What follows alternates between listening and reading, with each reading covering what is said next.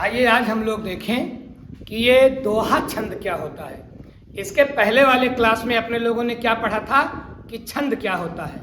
वर्णों को बढ़िया से बांध देना जिससे पढ़ने वाले को आनंद मिले उसे छंद कहते हैं। वर्ण बिखरे हुए हैं ना, तो बिखरे हुए वर्णों को सजा देना, ऐसे सजा देना कि पढ़ने वाले को का मन आह्लादित हो जाए, तो उसे क्या बोलते हैं? छंद बोलते हैं। आइए अपने लोग आप देखें कि ये छंद में दोहा छंद कैसा छंद है। दोहा छंद मतलब शब्दों को नियमानुसार बांधना। अब आओ देखें कि दोहे में वर्णों को कैसे बांधा जाता है, कैसे सजाया जाता है कि दोहा बन जाता है। देखिए दोहे में 4 चरण होते हैं। दोहे में कितने चरण होते हैं? 4 चरण होते हैं। इसके पहले अपने लोगों ने छंद में पढ़ा था कि छंद का जो पहला अंग है वो चरण है। तो चरण दोहे में है, कितना चरण है? 4 चरण। दोहे में कितने चरण? 4 चरण। दोहे में कितने चरण? 4 चरण। मतलब 4 बार में सांस लेकर के हम पढ़ेंगे, 4 बार रुक करके तब दोहे को पढ़ेंगे। यही चरण है। इकट्ठे आप नहीं पढ़ सकते। 1 बार रुकोगे, 2 बार रुकोगे, 3 बार रुकोगे, 4 बार रुकोगे, तब दोहा कंप्लीट होगा। तो दोहे में कितने चरण? 4 चरण। और आइए देखें कि और क्या नियम है। दोहा छंद के पहले और तीसरे चरण में, पहले और चरण होते हैं 4, लेकिन पहले और तीसरे चरण में मतलब विषम चरण में 1 और 3 क्या है? विषम है ना। गणित में अगर हम लोग जाएंगे तो ये कैसी संख्या है? विषम संख्या है। तो पहले और तीसरे चरण में 13 मात्राएं, पहले और तीसरे चरण में 13 मात्राएं, और दूसरे और चौथे चरण में 11 मात्राएं होती हैं। पहले और तीसरे चरण में 13 मात्राएं, दूसरे और चौथे चरण में 11 मात्राएं हों। अगर ऐसी शर्त पूरी कर रहा है कोई छंद अगर पहले और तीसरे चरण में 13 मात्राओं का और दूसरे और चौथे चरण में 11 मात्राओं की कंडीशन को पूरी कर रहा है, शर्त को पूरी कर रहा है, तो क्या कहलाएगा? दोहा कहलाएगा। अर्थात दोहे में पहले और तीसरे चरण में 13 मात्राएं, दूसरे और चौथे चरण में 11 मात्राएं होंगी, और दोहा एक अर्धसम मात्रिक छंद है। ये जरूर याद रखिएगा। कभी कभी आपसे 1 नंबर में पूछ लेता है कि दोहा है, तो अर्धसम मात्रिक छंद। अर्ध मतलब आधा, और सम मतलब बराबर, और मात्रिक मतलब मात्रा, और छंद मतलब छंद। अर्थात दोहा एक ऐसा छंद है जिसके आधे पर मात्राएं समान होती हैं, आधे पर मात्राएं समान होती हैं। आधा समान, फिर आधा समान। कंफर्म हो रहे हैं? आइए एक उदाहरण देखें तो आप समझ जाएंगे। क्या उदाहरण है? मेरी भव बाधा हरो, राधा नागर सोय, जा तन की झाई पर श्याम हरित दुति होय। ये दोहा का बहुत प्यारा उदाहरण है। आइए जरा देख ले कि क्या ये पहले और तीसरे चरण में 13 और दूसरे और चौथे चरण में 11 मात्राओं की शर्त पूरी कर रहा है। और देखें, अच्छा एक बात ध्यान रखना, मात्रा गिनने में जो वर्ण होता है उसको भी मात्रा मान लेते हैं। जो वर्ण होते हैं उसको मात्रा ही मान लेते हैं। तो अगर वर्ण अकेला है तो 1 मात्रा, और वर्ण के ऊपर अगर कोई मात्रा लगी है तो 2 मात्रा। तो आओ देखें, देखिए माँ, और माँ पर 1 की मात्रा लगी है, तो माँ 1 खुद और 1 मात्रा 2, तो 2 का चिन्ह अंग्रेजी की यस जैसा बनता है, या उल्टा 2 बना ले। ये दीर्घ का प्रतीक है, मतलब ये बड़ा है, में देर में निकल रहा है ना, तो ये दीर्घ का प्रतीक है। तो दीर्घ का प्रतीक है माँ खुद 1 और 1 की मात्रा 2, तो इसलिए अंग्रेजी का यस अक्षर या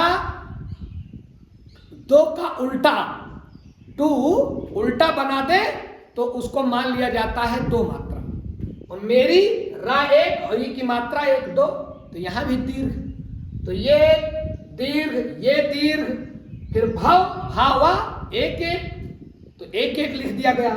बाधा बा पर बा अकेला और आ की मात्रा फिर दीर्घ दो, धा और धा पर आ की मात्रा दो फिर दीर्घ, ये दो का निशान है। अगर अंग्रेजी का एस अक्षर लिखा है तो समझ जाइएगा ये दो का निशान है, दीर्घ का निशान है। और अगर एक लिखा गया है तो आप समझ ही जाओगे कि एक मात्रा का निशान है। ध्यान रखें, ये अंग्रेजी का एस या टू का उल्टा, दो का उल्टा लिखेंगे तो यस बन जाएगा। अब आगे देखें, बाधा धा अकेला और आ की मात्रा फिर दीर्घ, हा अकेला एक हरो, र अकेला और औ की मात्रा तो दीर्घ दो। यहां एक चरण पूरा हो गया, अल्प विराम है। मेरी भव बाधा हरो, रुक गए ना, एक चरण हो गया। अब दूसरा चरण देखें, रा आ तो दीर्घ, रा अकेला आ की मात्रा दो तो दो का निशान, धा अकेला आ की मात्रा तो दो, दो हो गया, दो का निशान। नागर ना अकेला आ की मात्रा दो, गा अकेला और रा पर छोटी ई की मात्रा। तो ध्यान रखिएगा, मात्रा गिनने में छोटी ई छोटा ऊ ये नहीं गिना जाता है, इसको मात्रा माना ही नहीं जाता है। तो रा अकेला ई की मात्रा है, ई की छोटी ई की मात्रा है, मानी नहीं जाएगी, इसलिए रा एक। और सा पर ओ की मात्रा तो दो और या अकेला एक। इस तरह से इतनी मात्राएं होगी। तो ये हो गया पहला चरण, ये हो गया दूसरा चरण, ये हो गया तीसरा चरण, ये हो गया चौथा चरण। इसकी मात्रा आप अपने आप गिन लीजिएगा। अब आइए देखें कि पहला चरण, मेरी भव बाधा हरो, एक चरण। तो आओ देखें क्या कह रहा है कि पहले में कितनी मात्रा होनी चाहिए, 13। आओ देख ले, अब 2 2 4 1 5 1 6 2 8 2 10 11 2 13। तो पहले चरण में 13 मात्रा हो गई, पहली कंडीशन पूरी हो गई, पहली शर्त पूरी हो गई। और दूसरे में क्या कह रहा है, 11। तो ये दूसरा चरण है, राधा नागरी सोए। तो 2 2 4 2 6 1 7 1 8 2 10 11। तो दूसरे चरण में 11 हो गई।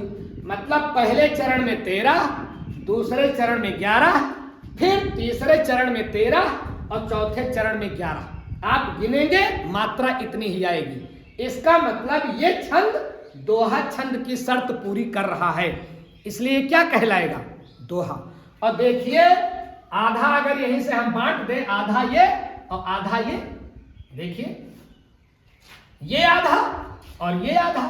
तो ये आधा मतलब ये हो गया पहला चरण और ये हो गया तीसरा चरण, ये हो गया दूसरा चरण, ये हो गया चौथा चरण। तो आधा और ये आधा। और क्या कह रहा है, अर्ध आधा सब बराबर मात्रिक छंद है, मतलब आधे आधे पर बराबर मात्रा। तो हाँ बिल्कुल ठीक, आधा पहला और तीसरा जा रहा है, तो पहले और तीसरे में 13 13, तो 13 13 हो गया। और दूसरा और चौथा, दूसरे और चौथे में 11 11 बराबर। तो पहले और तीसरे में 13 13 और दूसरे और चौथे में 11 11 मात्राएं। मतलब दोहा कैसा छंद है, दोहा छंद है अर्ध सम मात्रिक, आधा आधा बराबर। पक्का हो गए। दोहा क्या है, दोहा एक छंद है जिसमें 4 चरण होते हैं। पहले और तीसरे चरण में 13 13 मात्राएं, दूसरे और चौथे चरण में 11 11 मात्राएं। दोहा कैसा छंद है, अर्ध सम मात्रिक छंद।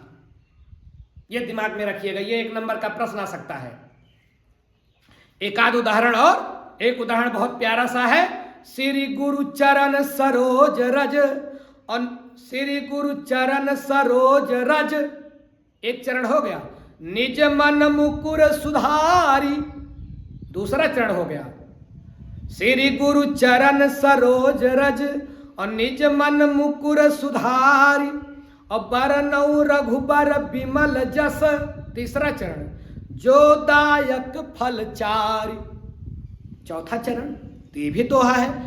घर पे आप कॉपी पर लिखोगे और ऐसे लघु मात्रा और दीर्घ मात्रा बना करके गिनती करोगे, बराबर आएगा। अगर ये शर्त पूरी कर रहा है कोई छंद तो कहलाएगा दोहा। और ध्यान रखें, 13 और 11 मतलब कुल कितनी मात्रा होती है? 24। ये भी ध्यान रखिएगा। एक लाइन में कितनी टोटल मात्रा हो रही है? 24, 13 और 11। ये भी ध्यान रखिएगा कि टोटल मात्रा कितनी हो रही है? 24, लेकिन 13 और 11 का चरण में बंटवारा हो रहा है। तो ये रहा भैया दोहा छंद। ऐसे ही हिंदी की अन्य जानकारियों के साथ आगे भी मिलेंगे।